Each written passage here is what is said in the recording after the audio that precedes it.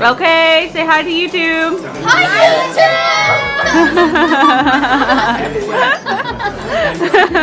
Wyatt! Look, Wyatt. Wyatt! Hi.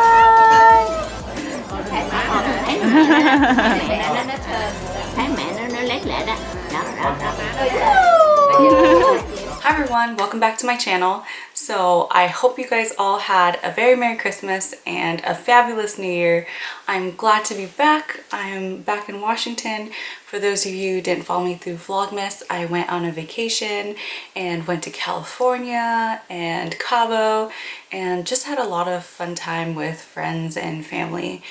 And it was a much needed break, but it also inspired me to make this video. So when you start your road towards medicine, I think a lot of you know that there's a lot of responsibilities involved. You constantly have to study. There's always applications or exams, or there's just something that needs to be done, and you always feel that you don't have enough time in the day. And that continues to be true in undergrad, in high school and undergrad, in medical school, and even now as a resident physician, I feel that there's not enough time in the day to do the things that I need to do. Because your work never ends. Now that I'm a doctor, there's patients depend on me. They don't care that I'm taking a vacation. They want their questions answered. They want their medications refilled. They want to know how their labs results came out. They want to know what the imaging says, you know, and so your life is basically, your medical life always continues. It never really takes a break until, say, you retire. But maybe by that time, your kids and your grandkids are still going to call you and ask, hey, I have this goopy stuff coming out of my eyeball or out of my ear. Like, what do you think it is? Do I need an antibiotic? So things like that. So basically, learning never ends, and it's really hard when you try to study on vacation and still be part of your vacation. Do you know what I mean? So in this video, I want to give you guys some tips that I use to motivate me to study on my vacation, or just the easiest ways that I find to incorporate it. So tip number 1. So my first tip is set aside a time for studying.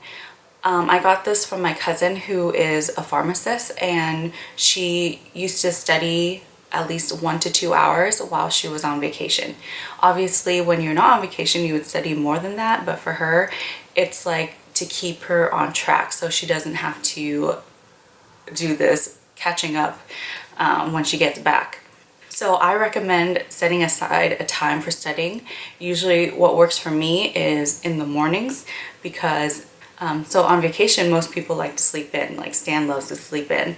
I remember I had a GI exam and we went to Vegas before, and I ended up honoring in that exam anyway. So he slept in, and I would just wake up early, like around 6, 7, and then study until he woke up.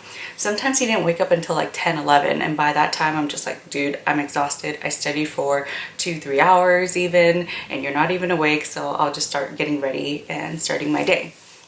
I think it's better to study in the morning as compared to night, because a lot of people do things at night. The clubs are open, the bars are open at night, there's house parties, I don't know, whatever you guys do, gatherings on vacation that, you know, people get together at night. And so I feel that if you put things off and you'll just say, oh, I'll just do it later, eventually it probably won't get done. And I feel like you don't want to be on vacation and have to be bogged down by these books and be studying, just because you won't be with your family, and that's the reason why you went on vacation in the first place, right? So yeah, that is my tip. Set aside a time for studying, and for me it's in the mornings. It's actually really hard now because Wyatt wakes up so early. Like sometimes he wakes up at 6, and there's no way I am willing. I mean, I wake up at 5 to get ready for work and stuff, but there's no way I'm willing to wake up at 5 on my vacation days. So on those days, I kind of try to just put in studying throughout the day. So tip number 2. My second tip is take advantage of the times where you're traveling, especially when you're flying. Those are at least like an hour flights, and there you have your whole study time. I remember on one flight I was studying for anatomy dissection lab, and this guy next to me was a doctor, and he's just like, oh, you're a first year medical student. And so he started going through things with me and telling me all the important aspects of, so it was amazing. All the things that he actually told me stuck in my head, so that was pretty awesome. So if you guys are going on a road trip or driving from place to place, then I recommend just doing like practice questions or doing flashcards, things like that. Something simple. You can make the flashcards beforehand, or there's apps online that you could use to make flashcards and then just go through them while you're driving instead of listening to music and stuff like that. That's if you're not the driver. If you are the driver of the car, then I recommend just listening to a podcast, listening to lectures over again. I used to listen to Pathoma. So I don't recommend trying to learn something for the first time while you're driving, just because you're not fully concentrated on the material. But they say that for someone to remember something, you have to repeat it over and over and over again. Even the smartest person would probably only pick up 50% of what they read on their first run through. So it's good to listen to lectures over again. So I would listen to Pathoma during my drives or during my commute. You guys saw in one of my vlogs, I think it's like a 24-hour in a day during my peds rotation, where I had to drive like 20-30 minutes every day. And so I would just listen to Paul Bolin. He's a YouTuber who makes content about medical topics. I can link his channel in the description box down below. So tip number 3. So the third tip is repetition. And I think I've said this in tip number 2, but the more you go over something over and over again, the better it's gonna stick. And that's why I think I missed college so much and living with people who were in the same like major as me or doing the same things as me, because it gave us something to talk about. It tested each other. Like we saw the material in a different way, and then we were able to ask each other questions about it. So when you go home, all your family members always ask you, so what'd you do in school? Or at least mine did. Like, what did you learn in school? Is there anything new and exciting? And so this is pretty nerdy and pretty lame, but you can go on and talk to them about what you're learning and teach them. It's a good way to learn things, because if you can teach someone else, then that means that you truly know the material. Tip number 4. So this last tip, it's not really a tip, but just kind of a motivational kind of talk one-on-one. But memory is connected to emotions.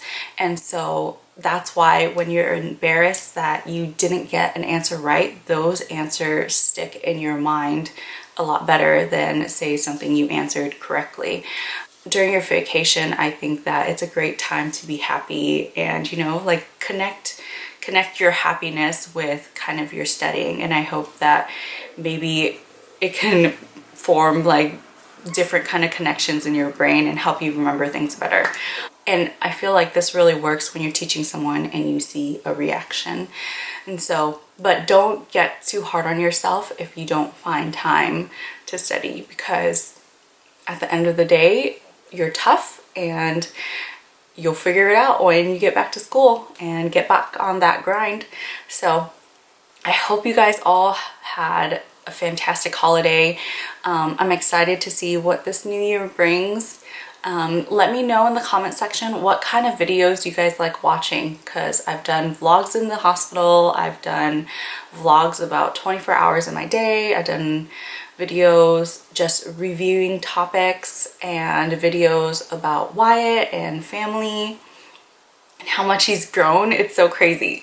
So let me know what kind of videos you guys want to watch, and I will see you guys next time. Peace. Say mama. Say mama. What about mama? You're so silly. You're so silly. You're so silly.